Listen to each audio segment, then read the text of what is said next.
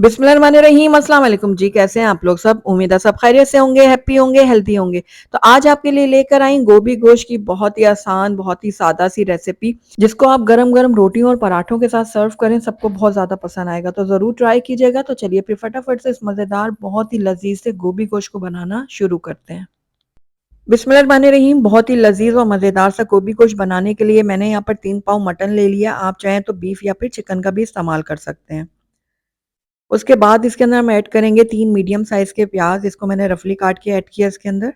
साथ ही इसके अंदर हम टमाटर भी रफली काट के ऐड करेंगे, तो तकरीबन 2 दरमियाने साइज़ के टमाटर थे, इनको भी मैंने काट के इसके अंदर ऐड कर दिया है। अब इसके अंदर 1 खाने का चम्मच मैं ऐड करूँगी लहसुन अदरक का पेस्ट। उसके बाद इसके अंदर 1 खाने का चम्मच धनिया पाउडर जाएगा। आधा छोटा चम्मच मैंने इसके अंदर ऐड किया है हल्दी पाउडर। नमक आप अपने टेस्ट के अकॉर्डिंग डालिएगा, मैंने 1 चाय का चम्मच ऐड किया है। साथ ही इसके अंदर गोश्त को गलाने के लिए पानी ऐड करूँगी, तकरीबन 1.5 से 2 ग्लास। पानी ऐड करने के बाद इसको हम थोड़ा-सा मिक्स कर लेते हैं।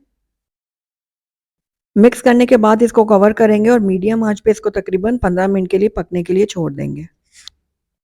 तो यहाँ पर देखिए 15 मिनट हो गए थे गोश्त को पकते हुए, तो आप देख रहे हैं कि टमाटर और प्याज़ हमारे बहुत अच्छे तरह से सॉफ्ट हो गए हैं और गोश्त भी काफ़ी हद तक पकना शुरू हो गया है। तो ये देखिए प्याज़ टमाटर सॉफ्ट हो गए हैं। अब इसके अंदर हम ऐड करेंगे लाल मिर्चों का पाउडर। तो मैंने यहाँ पर आधा खाने का चम्मच जो है ना देगी लाल मिर्चों का पाउडर ऐड किया है और साथ ही इसके अंदर 1 चाय का चम्मच मैं ऐड करूँगी कश्मीरी लाल मिर्चों का पाउडर, इससे बहुत अच्छा कलर आएगा। तो बस अब लाल मिर्चों को भी मैं अच्छी तरह से मिक्स करती हूँ और उसके साथ ही अब इसके अंदर हम ऐड कर देंगे ऑयल। तो 1 कप मैंने यहाँ पर ऑयल का इस्तेमाल किया है। ऑयल डाल देते हैं इसके अंदर, उसके बाद इसको भी हम थोड़ा मिक्स करेंगे। उसके बाद दोबारा से इसको हम कवर करते हैं और कवर करने के बाद इसको रख देंगे पकने के लिए लो फ्लेम में, तब तक जब तक गोश्त हमारा गल नहीं जाता। तो दूसरी तरफ हम अपनी गोभी की कटिंग कर लेते हैं। तो यहाँ पर तकरीबन 1 किलो मैंने गोभी ली थी और जब इसकी सफाई करेंगे ना तो तकरीबन ये भी 3 पाव ही रह जाएगी। तो ये देखिए पीछे का जो ग्रीन पार्ट है सबसे पहले हम इसको डिस्कार्ड करेंगे। जैसे ही हम ये इसको उतार लेंगे ना तो गोभी के फूल बहुत ही आसानी से निकलना शुरू हो जाएँगे। तो बस इनको हमने निकाल दिया और इसको एक तरफ रख देते हैं। उसके बाद ये देखिए गोभी जो है ना हमारी बिल्कुल रेडी हो गई है कटने के लिए। तो बस आप हल्की-हल्की छुरी मारते जाएँगे तो इसका फूल जो है ना वो अलग होता जाएगा, ये देखिए।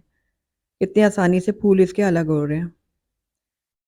तो बस हल्के-हल्के यूँ छुरी चलाते जाएँ और इनके फूलों को अलहदा करते जाएँ और उसके बाद इस तरह से मीडियम टुकड़ों में इनको काट लें। ये देखिए इस तरह से। तो बाकी की गोभी को भी मैं इसी तरह से काट के जो है ना एक बाउल में डालती जाऊँगी और उसके अंदर पानी डाल दूँगी। तो यहाँ पर देखिए सारी गोभी को मैंने कट कर लिया है और इसको मैंने पानी में भिगो के रख दिया है। तो बस गोभी को हम एक तरफ रख देते हैं, अब चलते हैं अपने गोश्त की तरफ। तो तकरीबन 30 से 35 मिनट हो गए थे गोश्त को लो फ्लेम में पकते हुए। तो यहाँ पर देखिए पानी ड्राई हो गया है, ऑयल जो है ना वो सेपरेट हो गया है। तो यहाँ पर देखिए इसका मसाला भी बहुत अच्छी तरह से रेडी हुआ है। नज़दीक से दिखाती हूँ, ये देखिए। और गोश्त भी बहुत अच्छी तरह से गल चुका है, ये देखिए। तो फ्लेम को बस हम थोड़ा-सा हाई कर लेते हैं और हाई फ्लेम में गोश्त की भुनाई करेंगे तकरीबन 1.5 से 2 मिनट के लिए। तो बस लगातार चम्मच चलाते हुए हमने गोश्त की भुनाई कर ली है।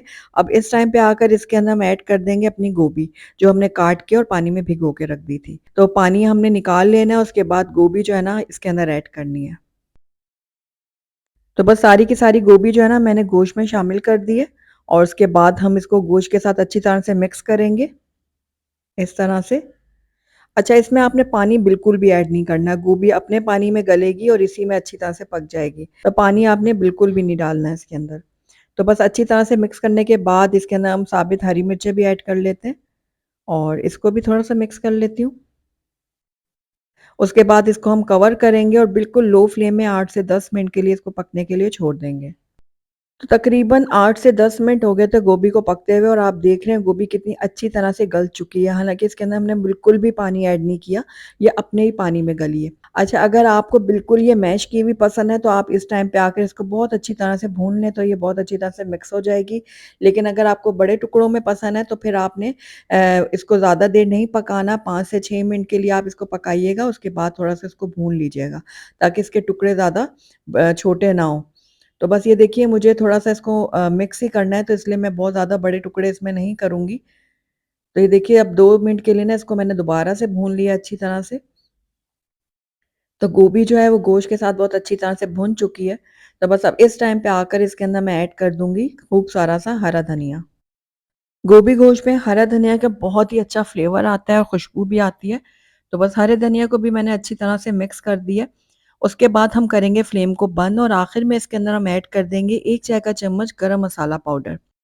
तो बस इस तरह से स्प्रिंकल करते हुए हमने गरम मसाला पाउडर डाल दिया है और ऊपर से इसको कवर करेंगे। 5 मिनट के लिए हम इसको ऐसे ही रहने देंगे, उसके बाद इसको मैं आपको प्लेट आउट करके दिखाऊँगी। तो अल्हम्दुलिल्लाह हमारा बहुत ही लज़ीज़, बहुत ही मज़ेदार सा गोभी गोश्त बनकर तैयार हो गया है। आपने देखा कितना सिंपल तरीका है इसको बनाने का और ये खाने में इतनी लज़ीज़ है कि मैं आपको बता नहीं सकती। गरम-गरम रोटियों और पराठों के साथ सर्व करें, सबको बहुत ज़्यादा पसंद आएगा। तो अगर आपको मेरी आज की रेसिपी पसंद आई है तो इसको लाइक ज़रूर कीजिएगा। फ्रेंड्स और फैमिली में इसको ज़्यादा से ज़्यादा शेयर कीजिएगा। अगर पहली दफ़ा मेरे चैनल पे आएँ, काइंडली इसको सब्सक्राइब भी कर लें, साथ ही बेल आइकन को भी प्रेस कर दें ताकि मेरी हर नई आने वाली वीडियो की नोटिफ़िकेशन सबसे पहले आप तक पहुँचे। Thank you for watching. Allah हाफ़िज़।